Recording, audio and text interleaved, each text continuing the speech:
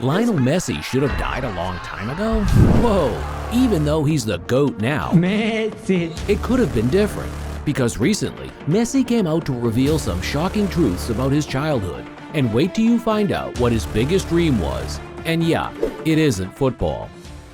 Growing up was confusing for Leo because even though he had people to guide him on the right path, it was still a challenge. Messi was born on the 24th of June 1987, and his dad Jorge worked at a steel factory while his mom Cecilia worked in a magnet manufacturing company. These weren't high-paying jobs, man. And coupled with the fact that Messi had 3 other siblings named Rodrigo, Mateus, and Maria, they were just managing to get by until the Depression set in and almost knocked the Messi family off their feet. In the 1980s, Argentina was on the brink of collapsing. The country owed a lot of debt, and because of that, they didn't have enough to take care of its citizens, meaning middle-class families like the Messis became poor. It became a struggle just to survive on a daily basis, but they all had one thing that kept them going even through the dark times, because their love for this game gave them hope: football. Messi. Oh, fabulous! Everyone in the Messi family was a fan, and even Leo's older brothers, Mateus and Rodrigo, played for a couple of local teams across the street. Now, at that time, because of the economic situation, some of Messi's close relatives lived nearby. He even lived with his grandma. That's when Messi admitted the first truth about his birth story, because all these years, he's been fooling everyone that he's completely Argentine, when in fact, according to his family tree, he's technically from another country. So, here's the deal. Messi has 4 grannies: Antonio, Selena Oliveira, Rosa Maria, and Eusebio. And fun fact, none of them are from Argentina. His grandparents from his father's side, Eusebio and Rosa Maria, were both from Italy and Spain. But then they moved to Argentina a couple of years later and settled there ever since. So yeah, they were immigrants. Leo's grandparents on his mother's side are from Italy, so the truth is he's more European than he's Argentine. Amazing!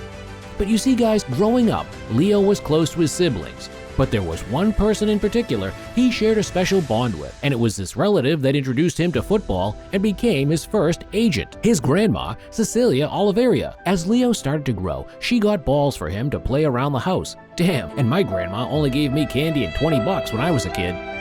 Leo soon became interested in the sport, and by the time he was 4 years old, Grandma Cecilia figured it was time he started playing with kids his age. But there was one big problem about this, and she was going to find out the hard way. Grandma Cecilia was determined to see Leo get to the top, and because of that, she got him signed to his first ever team, Grandoli FC, and even convinced his parents to buy boots for him, so he wouldn't feel left out with the other kids.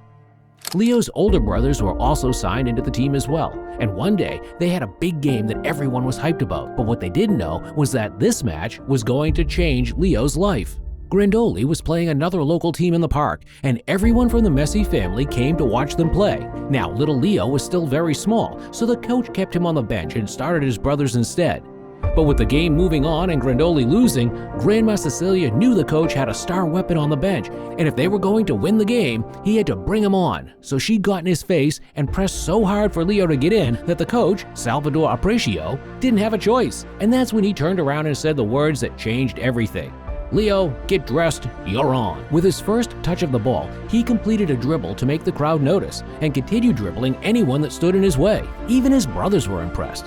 And from that day on, little Leo became one of the first names on Coach Aparcio's team sheet. In fact, Aparcio became so impressed with Leo's skills, he promoted his dad Jorge that was going to take him to a bigger club, and a couple of months later, Leo was off to a bigger academy, Newell's Old Boys.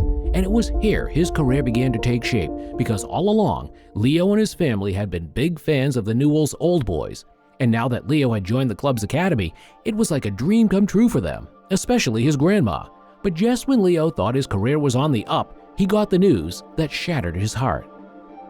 Leo was still trying to settle into the Newell Academy when he came back home from training one day and noticed the house was unusually quiet.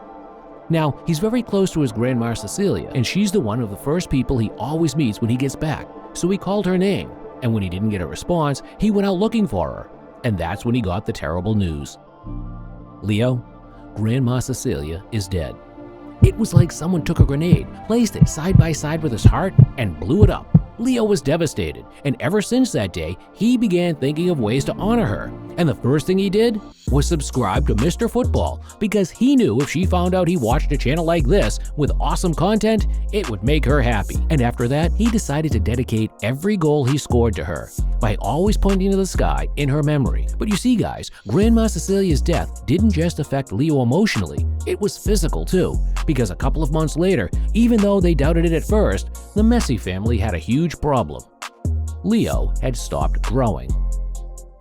Compared to other kids his age, Leo was short, really short. His family first believed he'd catch up with them in height later, but the months passed and he still remained the same. So they took Leo to the doctors, and the report was scary as hell. Leo was diagnosed with growth hormone deficiency, and if he didn't treat it soon, it was going to kill him. Lucky for Leo, there was a cure. All he needed to do was take a couple of injections and he was okay. But the cost of those injections was way more than his family could afford. At this time, Leo had started gathering interest from a couple of teams in the league who wanted him to come play for them at youth level. So his dad wrote letters to these teams asking them for support to help treat Leo. But just like that, they all bailed on him and left him hanging until FC Barcelona showed up. And because of how convinced they were of Messi's talent, they decided to pay for the cost of his medical bills on one condition: that Messi was going to join their academy. Leo and his dad said yes, and as they were packing their bags a few weeks later, Leo soon realized he was going to be leaving everything he knew behind, including his biggest secret. As soon as Leo got to the Newell Academy, his talent made him make friends pretty easily, and one of them was Lucas Scalia. Leo and Lucas became pretty close, and one day they were both running late for training when Leo showed up at Lucas's house to get him to hurry up, but the person he met at the door wasn't Lucas. Nah, this person was about to change his life. Lucas was Antonella Roccuzzo's cousin, and straight on, even though he didn't realize it at the time, Leo had a huge crush on her. So he started visiting Lucas a lot regularly,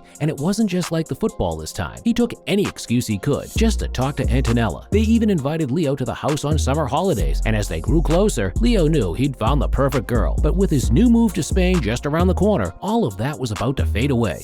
So, Leo met Antonella one evening and promised her, "I'm going to come back for you and marry you." She said yes, even though she wasn't sure how, and Leo wasn't sure too. And as the weeks passed with Leo now in Spain, they struggled to maintain communication until they eventually stopped talking, especially after Leo found out that Antonella had a boyfriend in college back in Argentina. Leo decided to focus on his football, and after winning the 2005 Under-20 World Cup with Argentina and making his debut for Barcelona's senior team a few weeks later, he was the name on everyone's lips around the world too, especially after scoring goals like this.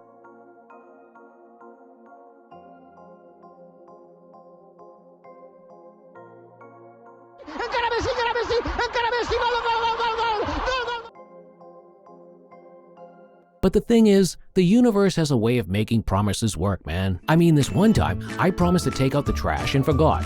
And for a week, I lost all my FIFA Ultimate Team matches.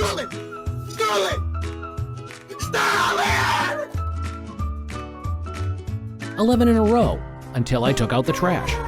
Okay, maybe I'm just a horrible gamer, I don't know. But back to Leo. And while he was enjoying being a new kid at the club, especially after linking up with Ronaldo, he soon got the news that made him leave everything behind to go after his lost treasure. Antonella got involved in a car accident, and her best friend died on the spot, leaving her traumatized. Leo immediately flew down to Argentina just to console her, and after meeting up for a couple of days, the feelings were back again. So this time, Messi asked Antonella to come back with him to Spain, and she said yes, because deep down, she knew Messi was about to fulfill his biggest dream, and this wasn't one about football or winning trophies. It was something else, something Leo had always wanted as a kid after watching his parents do it. He always wanted to start a family with a woman he loved. That was Leo's biggest dream, and that's why he came back for Antonella, because he loved her and wanted to have kids with her. Fast forward to the present day, and with 3 kids, 7 Ballon d'Ors, and 1 World Cup, Messi's dream won everything. Antonella changed Leo's life and made him see everything differently. But the truth is, if not for her, things could have ended up badly. Click the next video to find out what would have happened